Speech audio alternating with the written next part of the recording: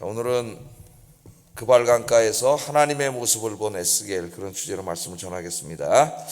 자, 오늘 에스겔 첫 시간입니다. 한 10년 전에 제가 수요일날 에스겔 강의를 한 적이 있는데 다 잊어버리셨죠. 동영상 이제 올려놓고 그랬었는데 너무 화면이 오래되고 화질도 안 좋습니다. 그래서 이번에 좀 다 새롭게 하려고 하고요. 당시에는 이제 일주일에 한 번씩 하다 보니까 이게 시간도 굉장히 한 2년 막 이렇게 걸리고 한 번 듣고 또 잊어먹고 그랬는데 이제 일주일에 4번씩 듣게 되니까 좀 더 빠르게 에스겔을 읽으면서 공부를 할 수 있을 것 같아요. 그래서 여러분도 이제 성경을 같이 읽으세요. 미리미리 한 5번 읽는다 에스겔, 이런 생각을 가지고 미리미리 에스겔서를 계속 여러분 한번 읽어보시기 바랍니다. 에스겔서는 이제 제일 마지막 장 40장부터 보면은 하나님께서 이제 그 예루살렘 성전을 이렇게 다 회복해서 새로운 성전을 지으시는 모습으로 끝나고 있는데, 단지 성전이 아니라 그 예루살렘 성전은 곧 온 우주, 하나님이 창조하신 전체 세계를 말하는 거예요. 그래서 에스겔은 소망의 메시지입니다. 마지막 때 하나님이 온 세계를 새롭게 창조하시는 그런 원대한 비전으로 끝나고 있습니다. 하나하나 공부하면서 살펴보겠고요. 오늘 이제 에스겔 저자는 누구겠어요? 에스겔이겠죠. 에스겔이 에스겔서의 저자입니다. 자, 에스겔의 뜻은 하나님께서 강하게 하시기를, 그런 뜻이에요. 하나님께서 강하게 하시기를. 아까 에스겔은 누구의 아들이었어요? 아버지가 뭐 하시는 분이었어요? 3절에 제사장이죠. 아버지가 제사장. 제사장은 세습되는 겁니다. 구약에 선지자는 세습되지 않지만 제사장은 세습이 됐어요. 그래서 이제 아버지가 제사장이었다면 에스겔도 당연히 제사장이 되는 게 마땅한 제사장 가문의 사람이었습니다. 그래서 아마도 이제 부모님들이 아버지가 제사장이었기 때문에 하나님 앞에 이제 제사장으로 봉사해야 될 아들이니까 하나님께서 능력을 주셔서 강건하게 하심으로 이 제사장 사명을 잘 감당했으면 좋겠다는 그런 기도하는 마음으로 에스겔이라고 짓지 않았을까, 그런 생각이 들어요. 하나님께서 이 아들을 강건하게 해주세요, 그런 뜻이니까요. 에스겔입니다, 이름은. 자, 에스겔은 원래가 이제 이 제사장이 돼야 될 사람인데, 우리가 잘 알고 있는 것처럼 25살에 이제 바벨론으로 끌려가게 되죠. 포로로. 2차 바벨론 침입 때 포로로 끌려갑니다. 우리 에레미야서 공부할 때도 2차 침입 때 에스겔이 끌려갔다는 걸 한번 공부를 했었어요. 에레미야서 공부할 때. 그때 이제 끌려가서 30세부터 제사장이 돼야 되는데 30세를 바벨론 땅에서 맞이하게 됐어요. 포로로 끌려가서. 그러니까 제사장이 될 수가 없는 거죠. 성전에서 끌려와서 바벨론에 끌려와 있었으니까. 근데 그 30세 되던 해에 이제 혼자 예배를 드리다가 거기서 이제 하나님을 만나게 되고 선지자로서의 새로운 사명을 받게 됩니다.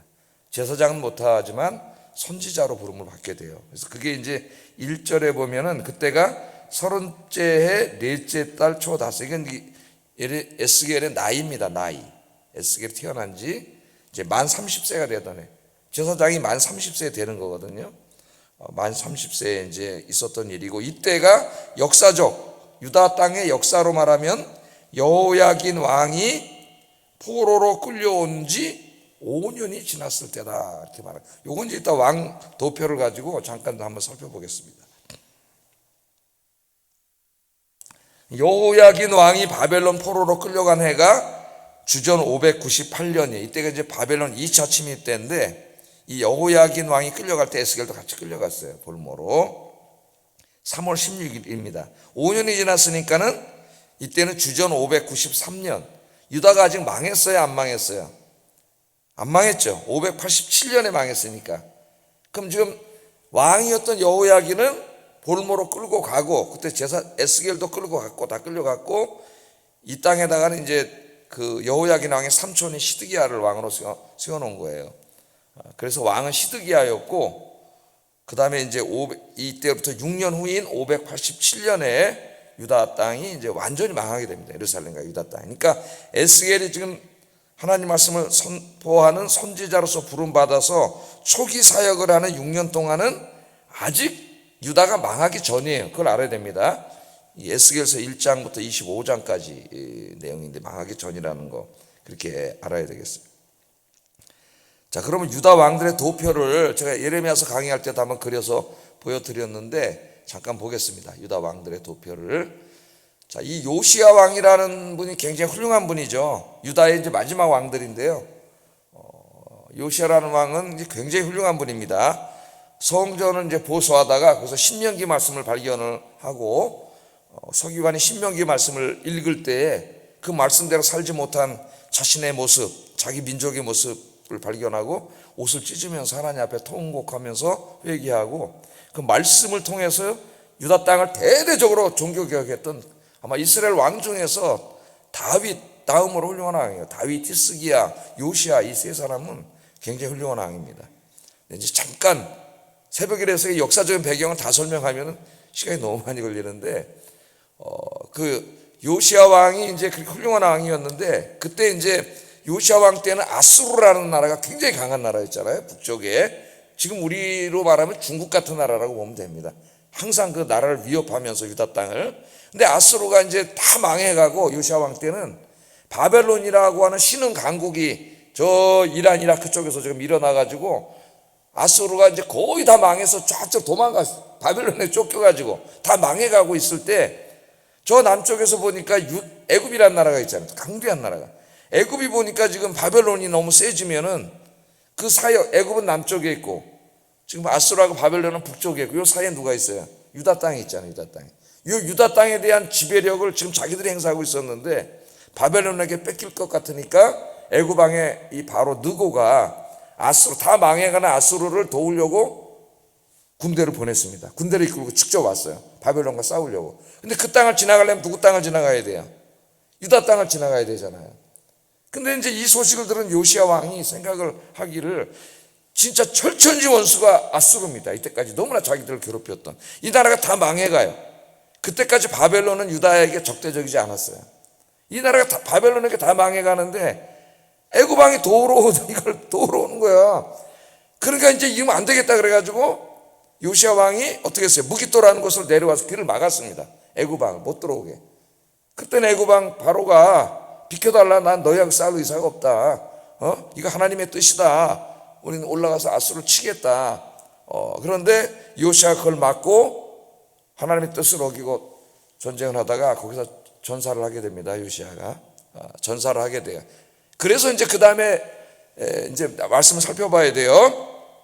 자, 요시야 왕에게는 네 아들이 있었어요. 한번 말씀 다시 거꾸로 가보겠습니다. 역대상 3장 15절 한번 읽어보겠습니다. 시작. 셋째 시드기야와 넷째 살루미오 이렇게 나와 있죠. 그러니까 저 아까 왕들이 4명인데 여기 왕 중에서 요하난이라는 첫째 아들이 요하난입니다. 근데 요하난은 아까 그 왕이 됐어요? 못 됐어요? 못 됐어요. 요하난은 장남인데도. 더 이상 뭐 설명은 나오지 않기 때문에 성경에 아마도 이제 구약을 연구하는 학자들이 추측하기를 요하난은 요절했거나 어려서 일찍 죽었거나 아니면 너무나 병약하고 또 지능적으로 문제가 있어서 왕이 될 수 없었기 때문에 왕이 되지 않은 것으로 이렇게 일단 그건 추측이지만은 뭐 상당히 개연성 있는 추측입니다. 설명은 없습니다. 성경에. 그래서 요하난인데 그러면 어떻게 되는 거예요? 요하난 둘째 아들이 여호야김 왕이 됐죠. 셋째 아들 시드기야 유다의 마지막 왕이죠. 넷째 아들이 살룸. 살룸은 누구지? 살룸이 여호아하스예요. 자, 어떻게 알 수 있냐면은 에레미야서 22장 11절 한번 읽어보겠습니다. 시작.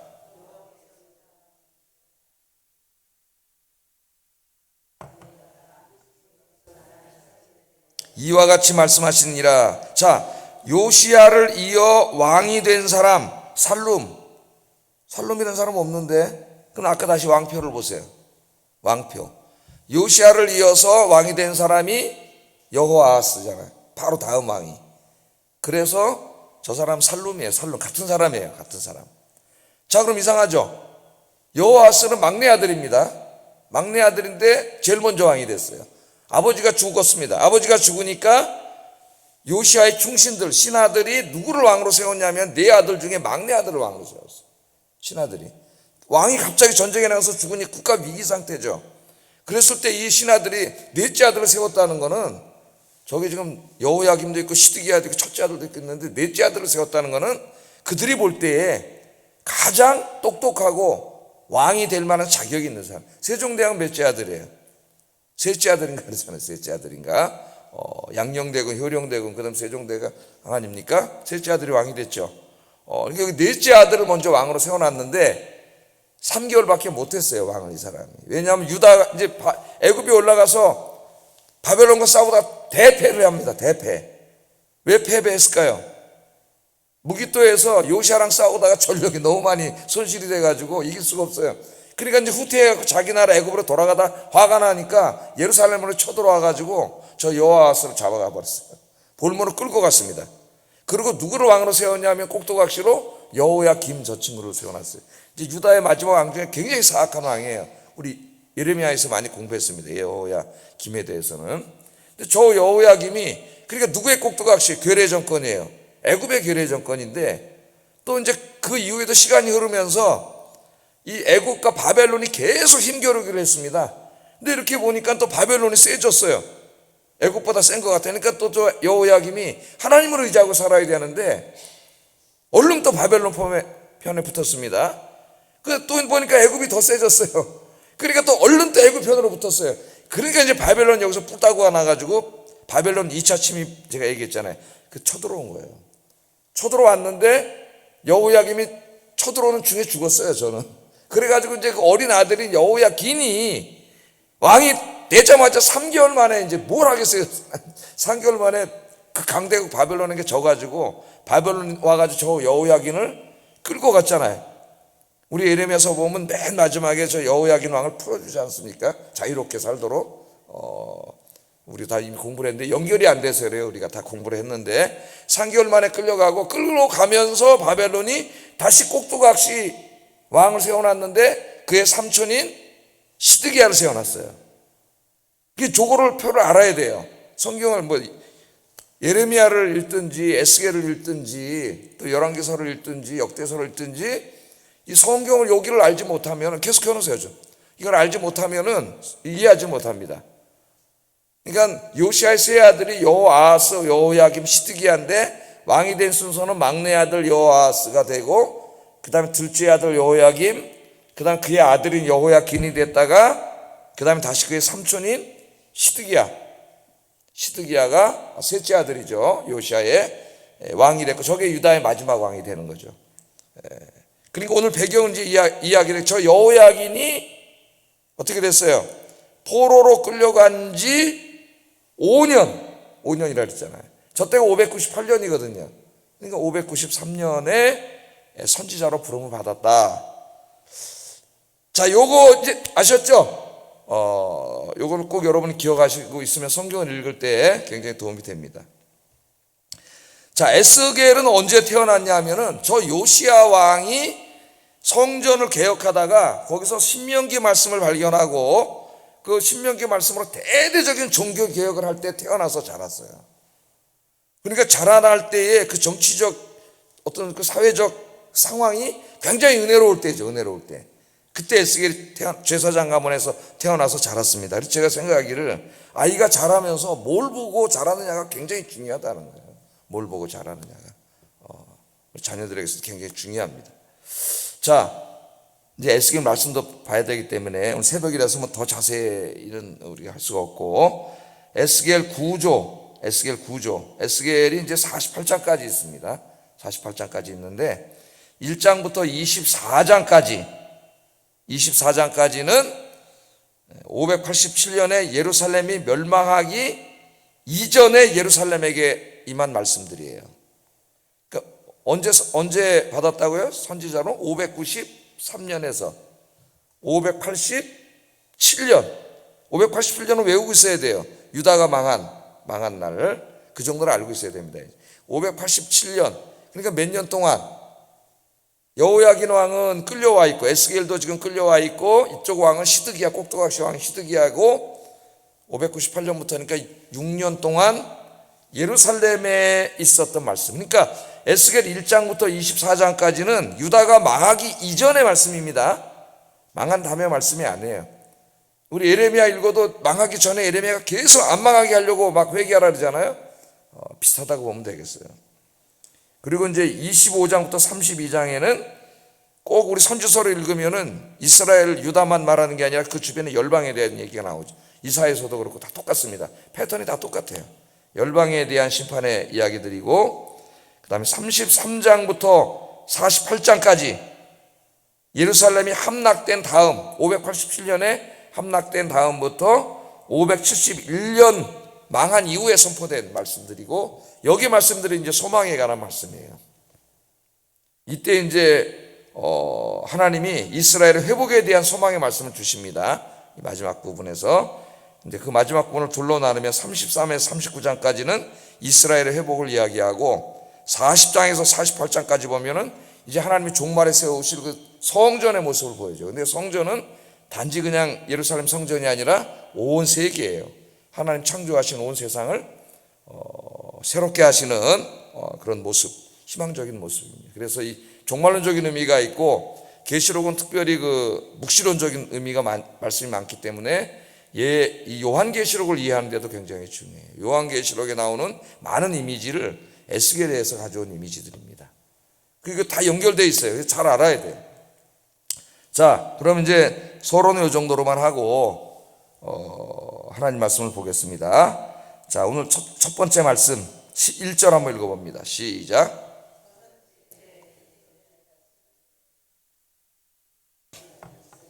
하늘이 열리며 하나님의 모습이 내게 보였다. 하늘이 열렸다 그랬어요. 하늘이 열렸다. 자, 에스겔은 자신을 부시의 아들 제사장이라고 소개합니다. 그죠? 예? 부시의 아들 제사장이라고 소개해요. 그래서 에스겔은 제사장이 될 사람이었다. 제사장이 되지는 못했죠.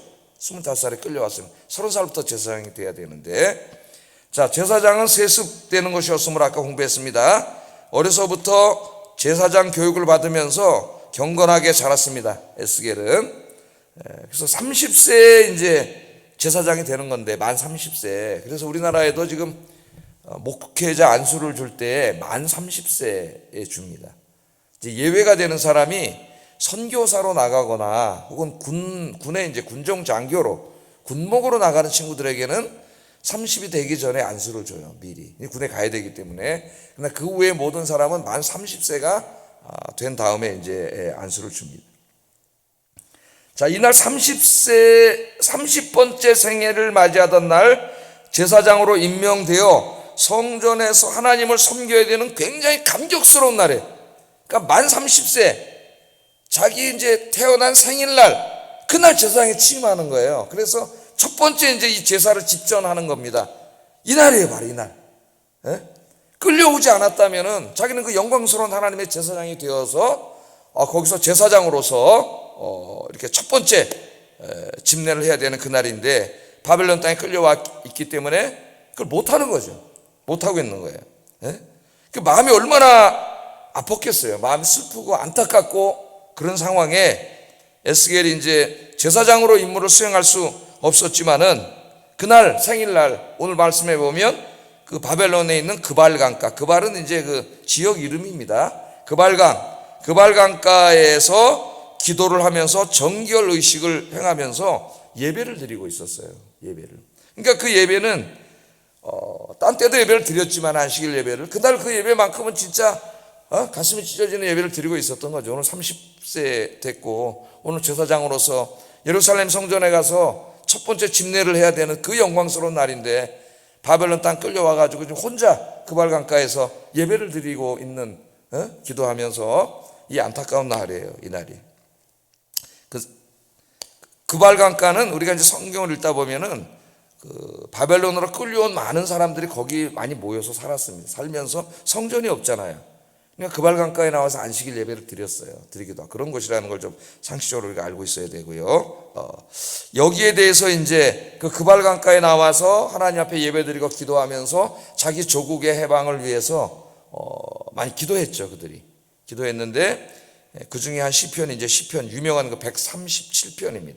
이때 이들의 눈물의 기도와 애환이 잘 나타나 있는 시편이 한번 집에서 읽어보세요. 137편이에요. 137편. 자, 이날 한번 생각해 보십시오. 이제 오늘 내가 성전에서 집례를 해야 되는데 그걸 못하고 포로로 끌려와서 다 가족도 떨어져 나와서 혼자 이제 거기 나와가지고 예배를 드리고 있었죠. 예배를 드리고 있는 그날 그 땅에서 외롭게 슬프게 예배를 드리고 있는데 그날 하나님께서 어떻게 해서 하늘이 열렸다 그랬잖아요. 하늘이 열리고 하나님께서 에스겔을 찾아오셨습니다. 매주 드리는 예배였지만은 그날만큼은 뭘 봤어요? 하나님이 에스겔의 눈을, 영적인 눈을 열어주셔가지고 하늘이 열렸어요. 하늘이 열렸다는 저 하늘을 말하는 게 아닙니다, 여러분. 이 육안으로 볼 수 없는 하나님이 계신 하늘이 열린 거죠. 우리 요한계시록 1장에 봐도 사도 요한이 그 밤모섬에서 기도할 안식일날, 주일날이죠. 그때는 주일날 기도할 때도 하나님께서 하늘을 열어주셔서 하늘 보좌를 보게 하셨죠. 또 스데반이 순교할 때도 하늘문이 열렸죠. 하늘문이 열리는 게 몇 번 나와요. 몇몇 사람에게는 하나님이 영의 눈을 열게 하셔서 하늘문을 열게 하셨습니다. 하늘을 보게 하셨어요. 하늘 보좌를. 사도 바울은 내가 3층 천하늘까지 갔다 왔다. 그는 낙원에까지 갔다 왔다는 거예요. 그래서 거기서 정말 기가 막힌 얘기를 들었다고 바울이 이야기를 간증을 하고 있습니다, 여러분. 자, 그날 그는 그 이방 땅에 끌려와서 그 그발강가에서 예배를 드리면서 자기 혼자라고 생각하면서 제사장이 되어야 되는 그날 제사장도 못 되고 울면서 기도를 하고 있는 그날 그는 중요한 엄청난 체험을 하게 됩니다. 하늘이 열리고 하나님이 그 가운데 찾아오신 거죠. 예? 찾아오셨어요. 자기 혼자인 줄 알았는데, 자기만 와 있는 줄 알았는데, 하나님은 저 예루살렘 성전에만 계신 줄 알았는데 그 하나님이 자기에게 찾아오신 거예요. 함께 하신 거예요. 할렐루야, 할렐루야. 오늘 이 말씀을 읽으면서 한 가지를 먼저 적용하고 싶습니다. 여러분들이 이렇게 와서 새벽에 와서 기도하시고 예배드리고 성경 말씀 듣고 이러는 시간들, 여러분이 하나님 만나는 모든 예배의 시간이 하늘이 열리고 살아계신 하나님을 체험하고 하나님 말씀을 듣고 치유받고 하나님 만나고 돌아가는 복된 시간이 되기를 주의 이름으로 축복합니다. 원래는 그렇게 해야 되는데 그렇지 못하고 가잖아요, 많은 사람들이. 그래서 하나님이 안타까워서 내 성전 뜰만 밟고 가는 자들이라 그랬어요. 왔긴 왔어요. 근데 그냥 뜰만 밟고 가는 거예요. 살아계신 하나님을 체험하지는 못하는 거예요, 만나고. 체험한다고 해서 여러분 보고 제가 하늘이 열리고 환상을 보고 이러는 말씀이 아닙니다. 자기가 느끼잖아요. 말씀을 들을 때, 기도를 할 때 하나님이 가까이 찾아오셨으면 느껴요. 그런 은혜의 시간이 되기를 주의 이름으로 축복합니다. 집에서 여러분이 성경을 말씀을 묵상하고 개인 기도할 때도 여러분 혼자 앉아있는 것 같지만 에스겔도 혼자잖아요. 혼자 아니에요. 누가 함께 계세요? 항상 하나님이 함께 계세요. 세상 끝날까지 함께 계신다고 약속해 주셨으니까 여러분이 이런 영적인 축복이 있기를 주의 이름으로 축복합니다. 자, 두 번째 묵상할 말씀은 하나님께서는 슬픔과 절망의 땅 바벨론에서 그의 백성들과 함께 계셨다는 거예요. 함께. 다시 한번 1절을 읽어보겠습니다. 시작.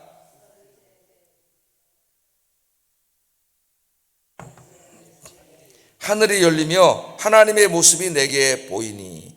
그러니까 이스라엘 사람들의 항상 신앙은 뭐냐면 하나님은 예루살렘 성전에 계셔요. 우리 민수기를 이제 수요일날 공부하고 있는데 민수기는 어디 계셔요? 성막에. 성막에 하나님 영광이 임재 계시잖아요. 그래서 그들이 거룩해야 된다는 걸 지금 공부하고 있습니다. 그러니까 예루살렘 성전이 지어진다면은 하나님은 예루살렘 성전에만 있어요. 근데 자기들은 여기 끌려와 있잖아요. 그러니까 기도를 하고 예배를 드릴 때도 항상 예루살렘을 바라보면서 기도하고 예배를 드렸단 말이에요. 그런데 놀라운 거는 그들이 그발강가에 가서 그냥 강가에서 하나님을 잊지 않고 거기서 예배 드리고 기도하고 있었는데 거기서 하늘이 열리고 하나님이 거기 계셨다는 거예요. 거기 계셨어요. 이제 계속 공부하겠지만은 하나님이 바벨론 땅으로 찾아가. 하나님이 리무진을 타시고 바벨론 땅으로 찾아가는 것을 공부하게 될 겁니다. 하나님이 거기 왜 계시는지 우리들이 이해할 수 있는 그림으로 하나님이 보여주셨어요. 이제 곧 공부하게 될 거예요. 천사들을 대동하고 예루살렘 성전을 나오셔가지고 하나님께서 진정으로 하나님을 섬기는 사람들이 있는 바벨론 땅, 그 이방 땅이지만은 그 그발강가로 하나님이 가십니다. 하나님은 누구에게 찾아가시는 거예요? 이런 큰 건물이 있는데 찾아가시는 게 아니라 진심으로 하나님을 찾고 기도하고 예배하는 자들에게 하나님 함께 하시는 거예요. 그 바벨론 땅에 끌려가서 다 예배드린 건 아니겠죠. 다 이미 뭐 포기하고 그냥 이방 사람이 돼서 살아가는 사람들도 뭐 대다수겠죠. 그러나 그 가운데서도 끝까지 하나님을 잊지 않고 기도하는 사람이 있었다고 예레미야서에 나옵니다. 예레미야서에 거기 가서 끝까지 눈물 흘리면서 기도하는 사람들, 시편 137편에 바로 그 사람들 눈물을 흘립니다. 그 중에 다니엘도 있었고 사드락 메삭 아벳느고도 있었죠. 그들은 이제 물론 고위 관료로 있었지만 그 땅에 그런 사람들이 많이 있었어요. 예루살렘을 바라보면서 기도하고 예배드리고 그런 사람들이 많이 있었습니다. 그런데 보니까 하나님이 예루살렘에 계신 것이 아니라 자기들이 예배드리는 그곳에서 하늘이 열리고 보니까 거기서 하나님이 그들과 함께 계신 거예요. 함께 계신 거예요.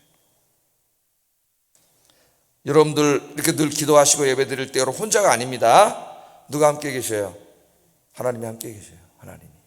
잊지 마시길 바랍니다. 나 혼자가 아니에요. 하나님이 함께 계시고. 그래서 구약의 경건한 사람들은 기도할 때마다 이렇게 기도했습니다. 시편 121편 3절 4절 읽어보겠습니다. 시작. 실족하지 아니하게 하시며 너를 지키시는 이가 졸지 아니하시리로다. 이스라엘을 지키시는 이는 졸지도 아니하시고 주무시지도 아니하시리로다. 기도하는 사람들은 늘 알았어요. 내가 혼자가 아니라는 거. 졸지 않으시고 주무시지 아니하시고 내가 기도할 때 예배 드릴 때 하나님이 나와 함께 계시다는 거. 그래서 이렇게 고백을 하고 있지 않습니까?